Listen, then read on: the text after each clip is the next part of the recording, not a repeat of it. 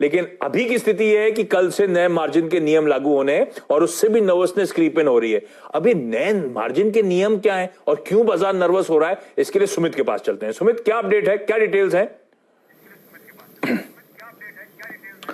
देखिए, सबसे पहले तो जो मीटिंग जिसकी आप बात कर रहे हैं उस मीटिंग का अपडेट अभी अभी 1 से 1.5 मिनट पहले जो ब्रोकर ग्रुप्स हैं उनमें आना शुरू हो गया है। सब में ये बात यही साफ हो रही है कि सेबी की इस मीटिंग में यही फैसला हुआ है कि जो नियम है वो कल से लागू होंगे।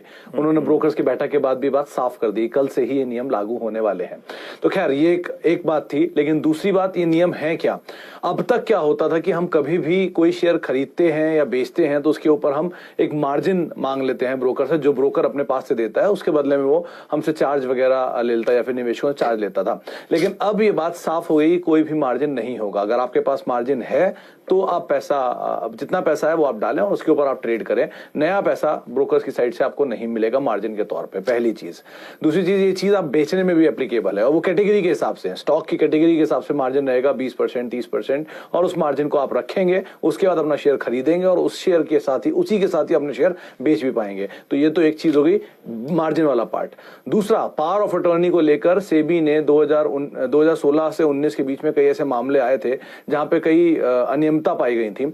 उसके मद्देनजर ये बात तय कर दी गई है कि पावर ऑफ अटॉर्नी को भी हटाया जाएगा। पावर ऑफ अटॉर्नी अब नहीं होगी, ताकि जो इस्तेमाल करते थे ब्रोकर पावर ऑफ अटॉर्नी और उसके जरिए वो शेयर बेच देते थे क्लाइंट की बिना जानकारी के, उस तरह की चीजों को अब रोक दिया जाए, वो ना हो। तो ये एक और पार्ट है जिसको हटाया गया है।